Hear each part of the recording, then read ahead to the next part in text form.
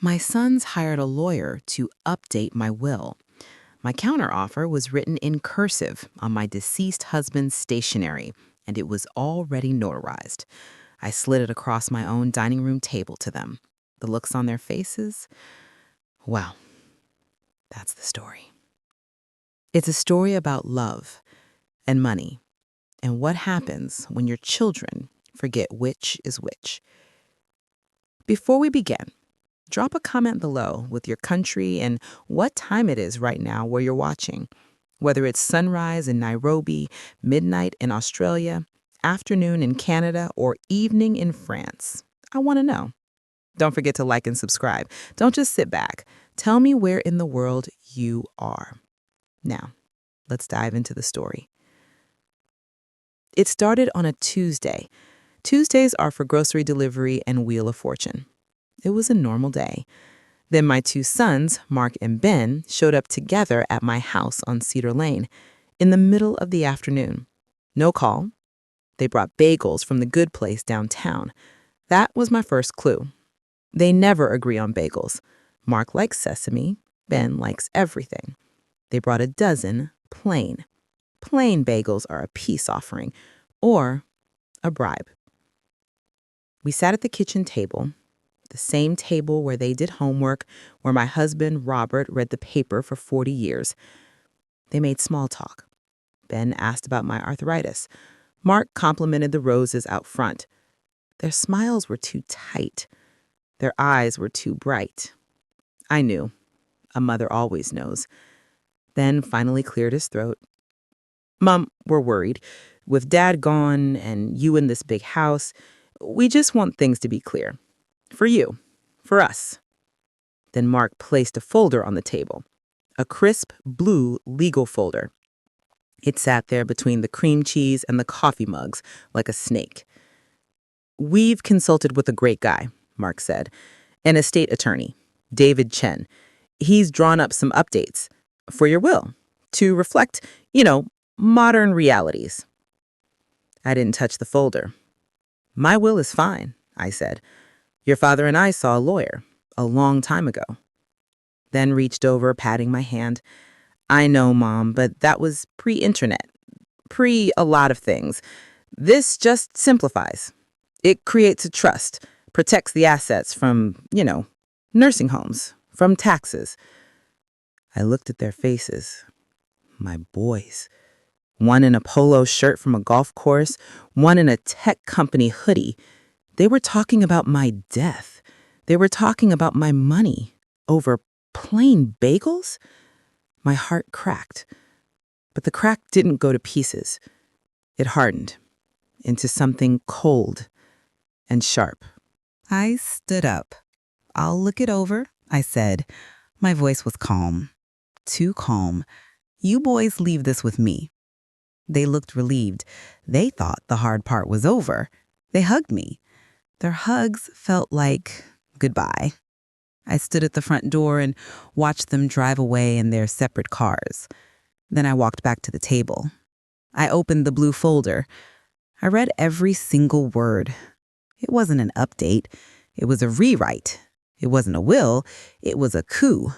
The language was thick, full of heretofores and parties of the first part, but the meaning was clear as glass. My house, my investments, the CD Robert left me, all of it would go into a trust. My sons would be the trustees. Immediately, I would get a monthly stipend for my care and maintenance. They would have the power to sell my house if they deemed it necessary for my well-being. The will they wanted me to sign made me a guest in my own life, a paid guest. I read it twice. The first time, I cried. Hot, angry tears fell on the legal paper. The second time, I stopped crying. I got very, very quiet. You see, I knew something they didn't about their father. Robert wasn't just a good man. He was a careful man, a prepared man. He saw the future in a way I never did. Before he got sick, he took me to see his own lawyer, not a fancy estate guy, An old friend named Walter Briggs. Walter had an office above the hardware store downtown. It smelled like wood polish and cigar smoke. Robert told Walter, "I want Diane protected, no matter what. From everything, even from the kids if they get stupid." Walter nodded. He drew up something special, a single, powerful document. He gave it to Robert. Robert gave it to me. He said, "Put this with your good jewelry. Don't tell a soul, not even the boys. Hope you never need it."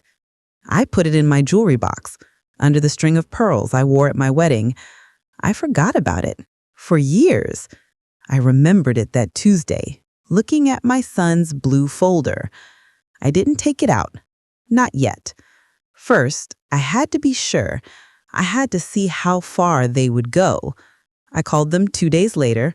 I used my frail voice, the one I use when I don't want to go to a noisy restaurant. "Boys," I said, "this document, it's confusing. Can we all sit down with Mr. Chen so he can explain it to me?" Silence on the other end. Then, "Of course, Mom," then said too quickly. "We'll set it up. We just want you to be comfortable." The meeting was set for the following week.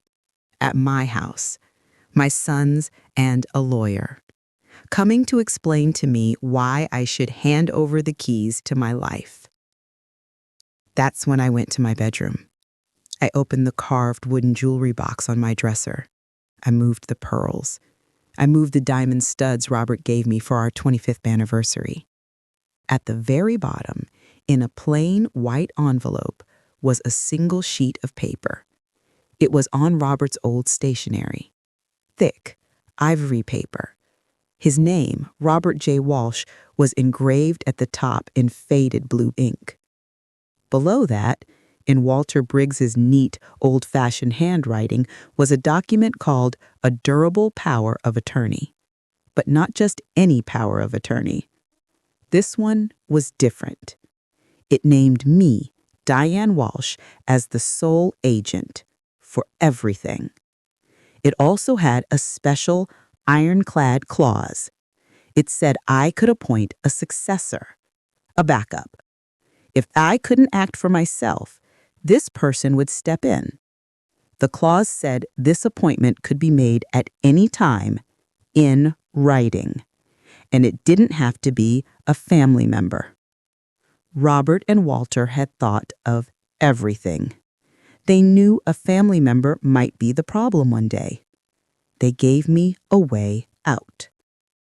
I held that paper. I could feel Robert in the room, smell his old spice.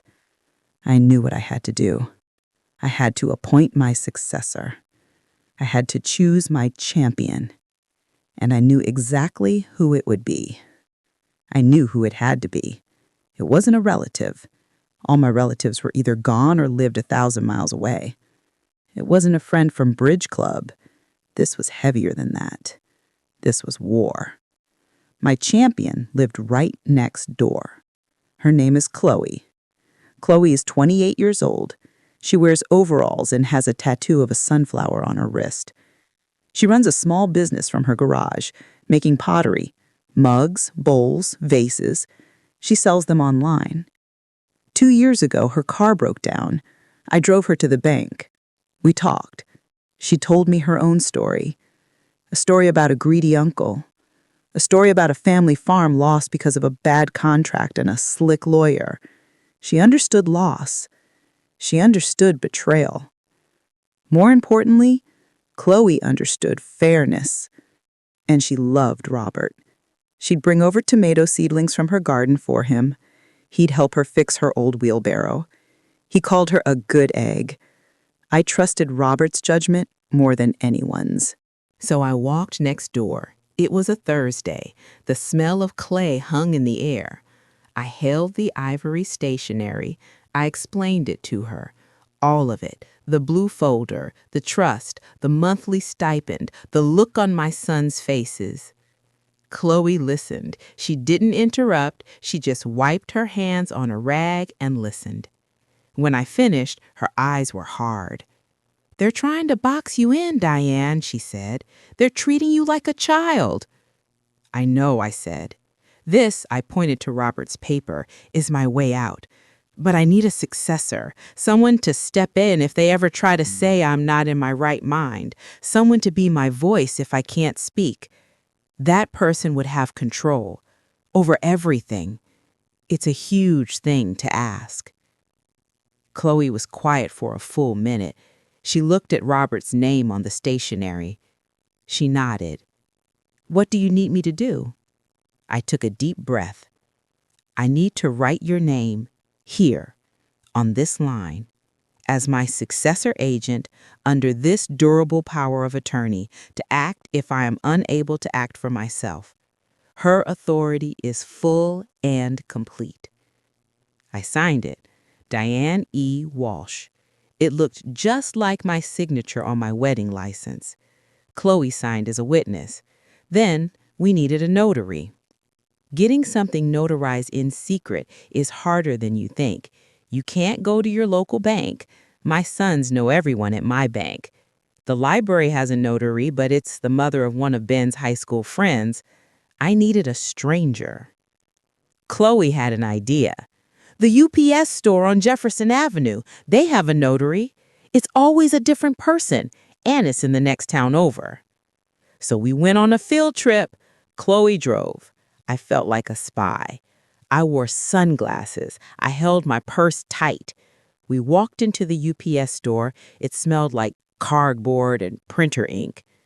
A young man with a beard was behind the counter.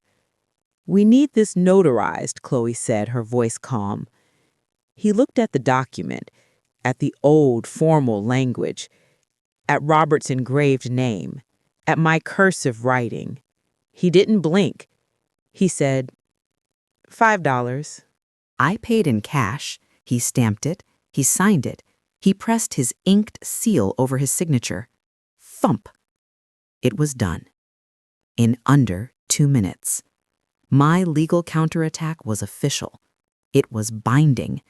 It was in my purse.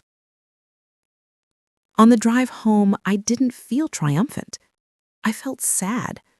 So sad. My own boys had forced me into this. They'd made me sneak around. They'd made me recruit a neighbor to protect me from them. What does that say about a family? What does that say about a mother's heart? The meeting with their lawyer, David Chen, was in 2 days. I had my defense, but I decided to play offense. I went home. I sat at Robert's old desk. I took out another piece of his stationery. I wrote a letter. Not a legal document. A mother's letter. I wrote down every hurtful line from their blue folder. I wrote what it felt like to read it. I asked them why. I didn't plan to give it to them. I just needed to get the words out of my heart and onto paper. I put the notarized power of attorney in my safe, the one behind the painting in the hall, the one they didn't know about. I put the letter in my bedside drawer. Then I waited. David Chen arrived precisely at 10 a.m. He was young, sharp suit, briefcase so shiny I could see my reflection. Mark and Ben came with him. They all stood in my foyer like a funeral procession. We sat at the dining room table. Not the kitchen table, the formal one. That was a message. This was business. David smiled a perfect white smile. "Mrs. Walsh, thank you for your time. Mark and Ben just want what's best for you. This trust is a fantastic tool. It shields your assets, it avoids probate, it gives everyone peace of mind." I folded my hands on the table. "It takes my house," I said, plain and simple. Ben shifted in his chair. "Mom, it doesn't take it, it protects it. It becomes part of the trust. We manage it. For you. You decide if I can stay in it." I read from their own document. You decide if it needs to be sold for my well-being. That's not protection. That's an eviction notice with my own son's signatures on it. Mark's face got red. That's not fair. We'd only do that if you needed specialized care. And who decides what care I need? I asked, my voice quiet. You two? And Mr. Chen? David Chen stepped in. The language is standard, Mrs. Walsh. It's for your benefit. Now, if we could just go over the sections. He opened his copy of the blue folder. I interrupted him. Before we do that, I have a question for my sons. I looked at Mark, then at Ben. Why now? I'm healthy. My mind is sharp. Why is this so urgent? They looked at each other. A guilty look. A secret look. Ben finally spoke. Mark's got a business opportunity, an expansion. He needs investors. And my mortgage, the adjustable rate is adjusting, Mom. It's going up, way up. We have pressures you don't understand. There it was. The truth. It wasn't about my well-being. It was about their cash flow. My house, my savings were their emergency fund. My heart broke completely. But my spine turned to steel. I see, I said. I reached beside my chair. I had my own folder, a simple manila folder. I placed it on the table. I have a counter proposal. David Chen looked amused. Mark looked confused. Ben looked nervous. I opened the folder. I slid out the single, beautiful sheet of Robert's stationery. I turned it around. I pushed it to the center of the table. The notary seal glowed red against the ivory paper. This, I said, is a durable power of attorney, executed by your father and his lawyer, Walter Briggs, 15 years ago. It gives me full authority over everything. Robert's foresight. It also allows me to appoint a successor. I let them read it. I watched their eyes scan the old language. They saw Walter's signature. They saw my signature from years ago. Then they saw the new paragraph in my cursive. They saw Chloe's name. They saw the fresh notary stamp from 2 days ago. The color drained from Mark's face. Ben's mouth hung open. David Chen leaned forward, his professional cool vanishing. He read it closely. His shoulders slunked. He knew this old, solid document trumped his shiny new trust completely. Who is Chloe Miller? David Chen asked, his voice tight. My neighbor. My successor. If you ever try to have me declared incompetent, if you ever try to challenge my decisions, she will become my legal voice, not you. I looked at my sons. You wanted to update my will. I've updated my protection. It's already notarized. The silence was so loud. It was the sound of a plan exploding. Mark was the first to crack. You gave legal power to a stranger over our family? Have you lost your mind? He was shouting. That's exactly the kind of thing this document is for, Mark, I said, my voice ice cold. To protect me from people who ask questions like that. Ben was in tears. Mom, how could you? We're your family. She's nobody. You stopped acting like my family when you brought this, I said, tapping the blue folder.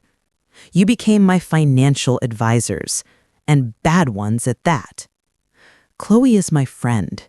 She is Robert's friend.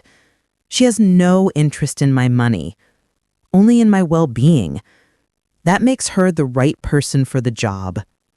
David Chen gathered his papers. He was defeated. The power of attorney is valid. he said to my sons, his voice low. Very valid. And the successor clause is ironclad. You can't challenge it without looking predatory. I'm sorry, gentlemen. He left quickly. He didn't want to be part of this family mess. My sons and I were alone. The document sat between us like a wall. You've chosen some random girl over your own flesh and blood, Mark spat. No, I said, standing up.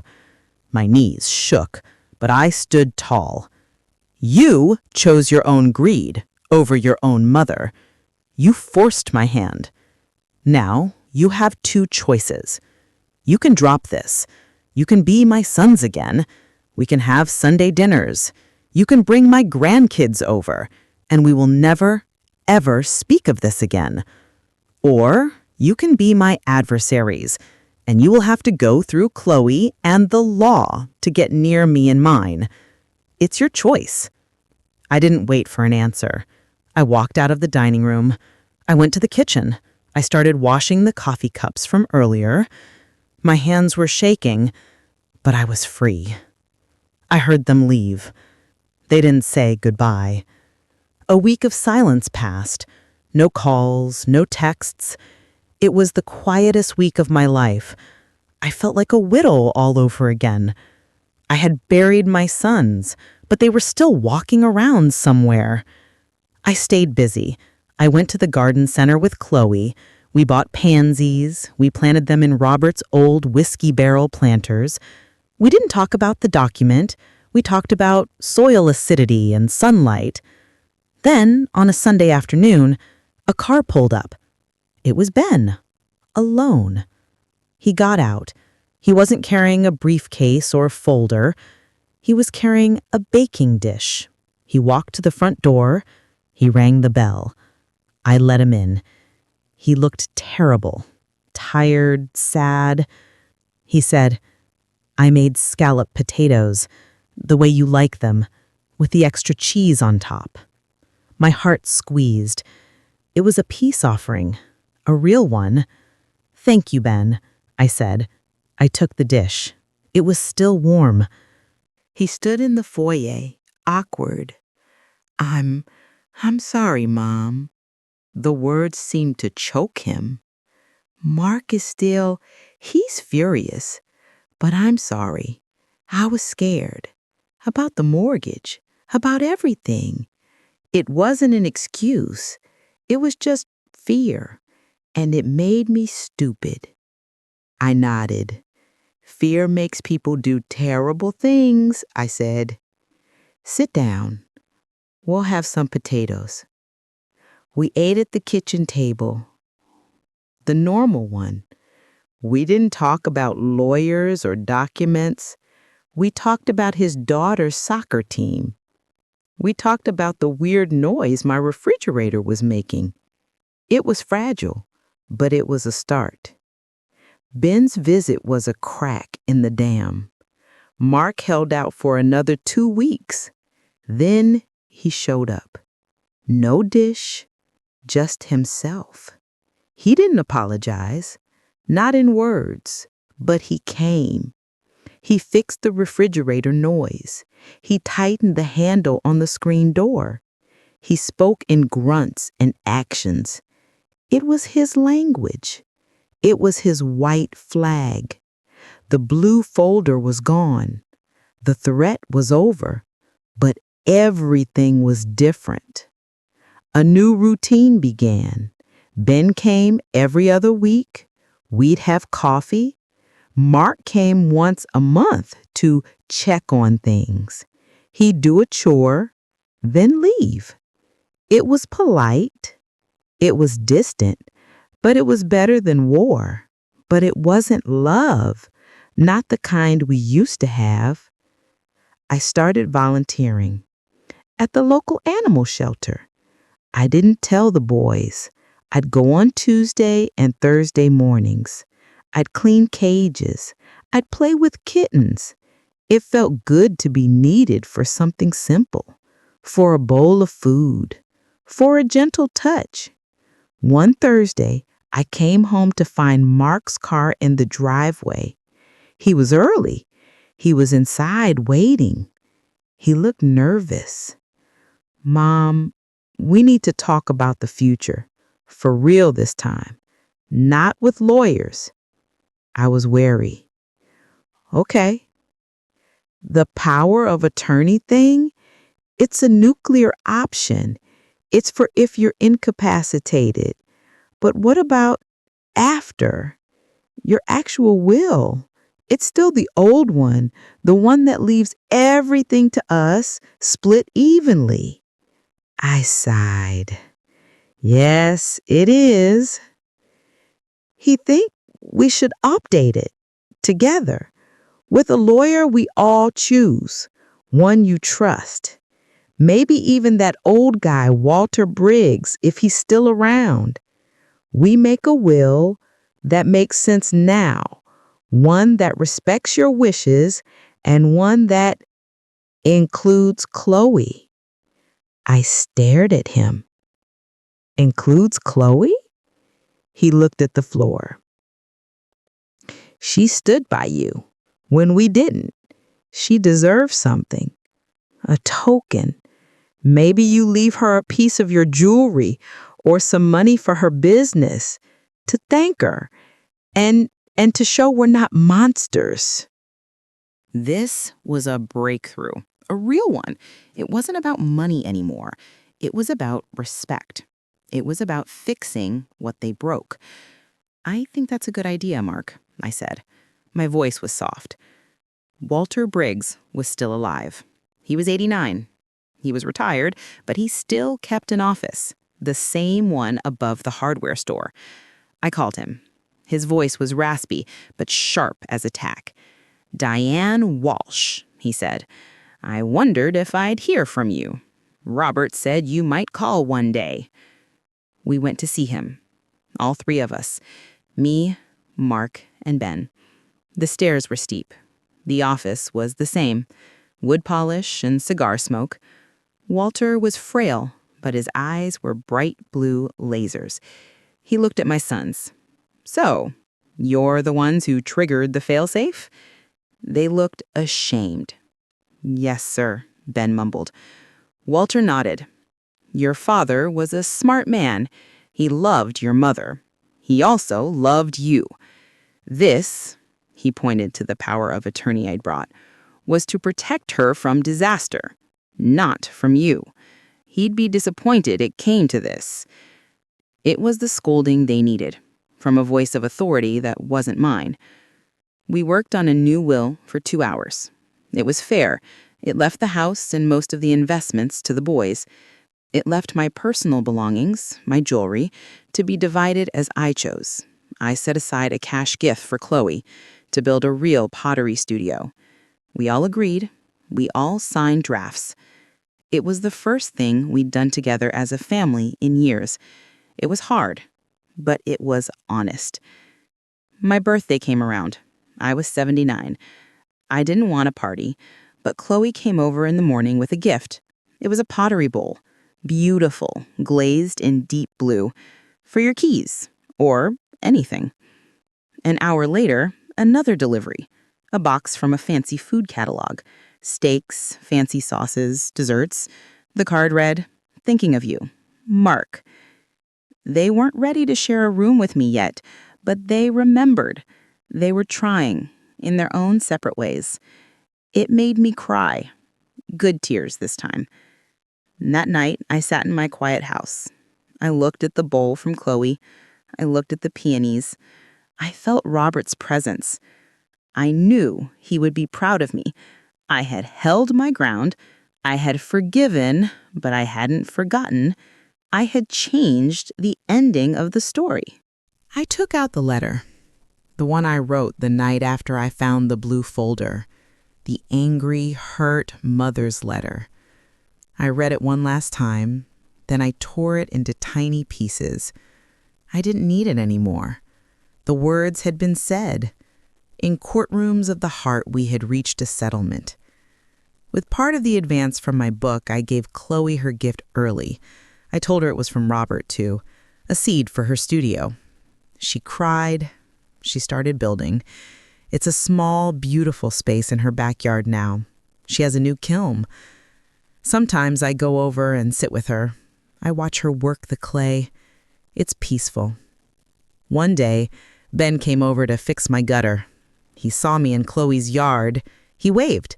Chloe waved back. It wasn't warm, but it wasn't war. It was a ceasefire that was slowly becoming a peace. Mark's business expansion happened.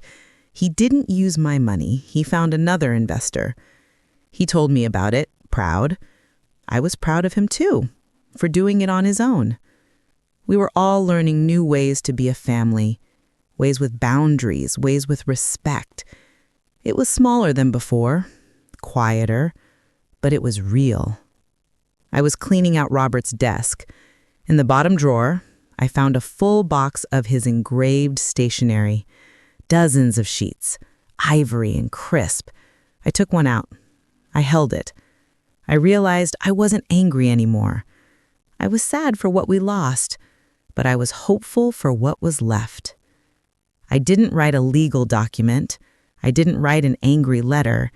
I wrote 2 short notes. The first one, to Ben. Thank you for the peonies. They are beautiful, just like you always were. Love, Mom. The second one, to Mark. I heard about your deal. Your father would be so proud of your hard work. Love, Mom. I mailed them. Old-fashioned letters in the mail. They didn't call to thank me for the notes. They didn't have to. The next Sunday, they both showed up at the same time. They brought a pizza. We ate at the kitchen table. We talked about nothing important. It was the best meal I'd had in years. So that's my story. My sons hired a lawyer to update my will. My counteroffer was written in cursive on my deceased husband's stationery, and it was already notarized. It was a weapon. But I didn't use it to destroy them. I used it to stop them. Then I used what was left, the broken pieces of our family, to build something new. The lesson isn't about having a secret document. The lesson is about having a voice and using it. The lesson is that sometimes love has to be tough to survive. The lesson is that it's never too late to set a boundary, even with your own children. My boys learned that their mother was not a resource to be managed. I was a person to be respected. They learned it the hard way, but they learned it. And I learned that my heart could break and still have room for forgiveness. Not the forget everything kind, the clear-eyed, moving forward kind. Today, the sun is shining. My peonies are blooming. Chloe is firing a new batch of mugs. Ben is coming over later to help me plant tomatoes. Mark is taking me to lunch next week. The power of attorney is still in my safe. Chloe is still my successor. We all know it. It's not a threat anymore. It's a fact, a safety net. It lets us all sleep at night.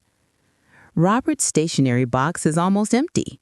I used the last sheet for this, to tell you my story, to tell you that you can be soft and strong at the same time, to tell you that family is worth fighting for, even when you're fighting with them, especially then. Hold on to your voice. Write your story, even if it's just on a piece of paper no one else ever sees. Know your worth, and don't be afraid to show your handwriting to the world. Now, go call someone you love, and if they're not acting like love, be brave enough to show them what it really looks like. It might just save you all. Thanks for listening. If this story resonated with you, please don't hesitate to like this video and subscribe to the channel so we can share more with each other. Please leave a comment and let me know where you're watching from.